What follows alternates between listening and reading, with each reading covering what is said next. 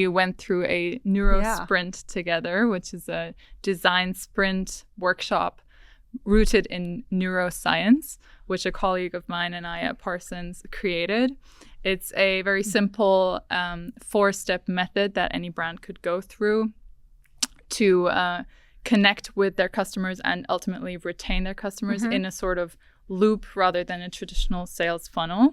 So the 4-step method is motivation, attraction, connection, and retention. And each of these 4 have very crucial neurotransmitters that are elicited within the consumers. And it's not to kind of biohack and manipulate people. It's just to understand that we're very emotional and biological human beings who connect with a brand on an almost cellular level. And I would love to recap a little bit of our insights from this workshop. So the first step is motivation by dopamine. And dopamine is key in goal motivation and the anticipation of a pleasurable reward. So what we asked is, how might we create anticipation of a pleasurable reward with the brand? And this is especially important for brands with delayed gratification. So, for example, or even I want to say subtle gratification, right? Like if you brush your teeth, okay, if you haven't brushed your teeth for an entire weekend, you may get some really huge immediate gratification. But if you're like brushing and flossing every day, you may not notice that big a difference, right? So there's more of a subtle build in this, and that's kind of what this product does. So it's not like there's always this giant aha every time you use it. No, absolutely. But dopamine is incredibly important for brands in general who are more on the delayed gratification side. Yeah, absolutely. For example, if you go to the gym every day, you won't have abs tomorrow, right? But you need to go for months or even years to really reap the benefits of what your actual goal is. Right. But you still need an immediate hook, or can design an immediate hook that helps motivate kind of this pleasurable repeat behavior. So for SaltStone, we designed it as a loop of immediate nasal relief. So even though you need to use the product every day for months or years to really reap the benefits of respiratory health, you still get a little rush of dopamine when you breathe the salt in. Exactly. When you get the immediate relief, which goes back to the human need of relief. I mean, it's feelable, right? I think that's what you're talking about. Like, you can feel something working. Exactly. And there's your dopamine rush. Yeah. This could also be something you design in like a purchase UX flow, like a surprise discount code or something, but just something that people come back to, similar to Snapchat streaks. People come back every day. And it's dopamine. So that's the first step to kind of motivate people to even come to your brand. Well, what I love when we did this workshop together, it was really enlightening for me. Excuse me. Because I thought it really helped reframe marketing goals or tactics from a much more human and psychological perspective. Yes, absolutely. We really tried to feed in a lot of cognitive and behavioral studies and neuroscience studies and tie them into consumer behavior and brand relationships to really understand how people react to a brand-consumer relationship. Even though it's not even a real person, we do connect on a very human and biological level with something that is represented by a brand. Listen, the best brands have an emotional core, right? The foundation is how does it make me feel in multiple ways, like literally and sort of more figuratively. So it all makes sense what you're doing. Then the second step we went through is attraction by adrenaline. So we want to attract customers and make a product exciting and surprising. So you're already motivated towards the brand, but now you're becoming attracted towards it by some sort of surprise or a new memory. So adrenaline is released during states of heightened alertness. It's normally for fight and flight responses, but in consumer behavior, mild adrenaline makes experience feel more exciting and more memorable. So what Red Bull, for example, did was the space jump. Yeah. It was kind of, everyone was watching the same thing at the same time, and very like adrenaline was rushing through them. So the question you ask is, how might we make a product exciting and surprising without diluting the wellness aspect in this case? Which is kind of tricky if you want to be a relaxing wellness brand. Right. But you could still, for example, go into target audiences like athletes and have a campaign, breathe like an athlete. That's right. Exactly. That was your headline. I was like, I love this.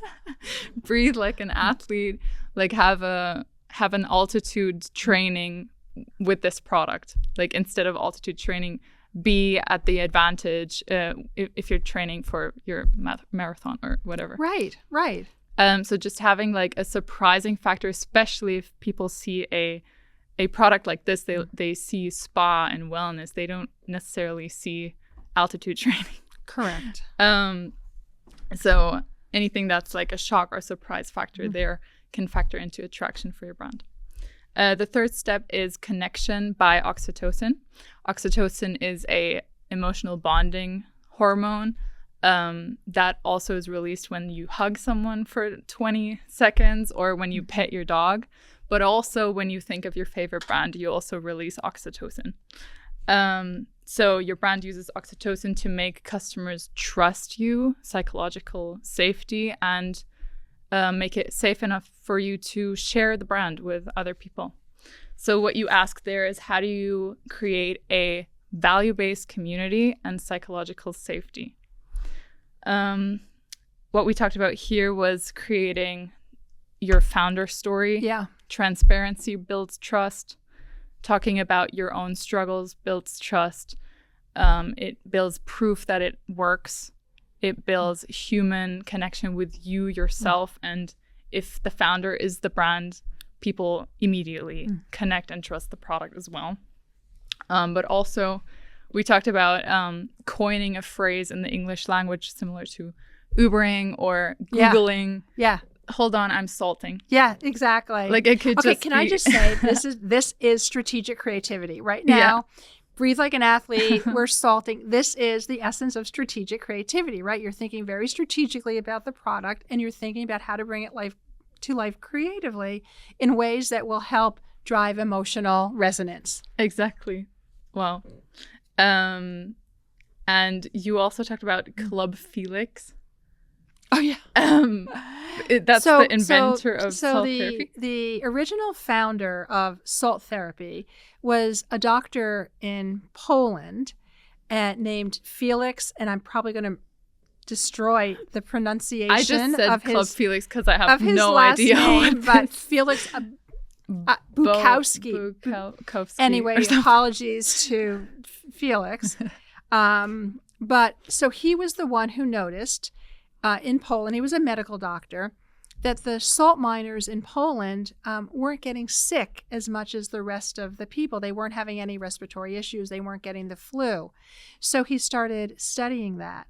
And then over the years, it became studied and modernized and really part of a very active respiratory wellness practice. That's amazing. So Club Felix was like, it's fun. It's fun. And also this, like telling this story combined with a modernly introduced wellness brand creates an emotional connection with that story, and also with the fact that it's a 200-year-old practice and that it works. And in a world where nobody trusts anything anymore, especially new products. That's right. An old story like that or tradition really helps with believing in something. I mean, like I think you said it before, if it's been around for 200 years, there's something going right. Exactly. Then the fourth step is retaining your customers, retention by serotonin.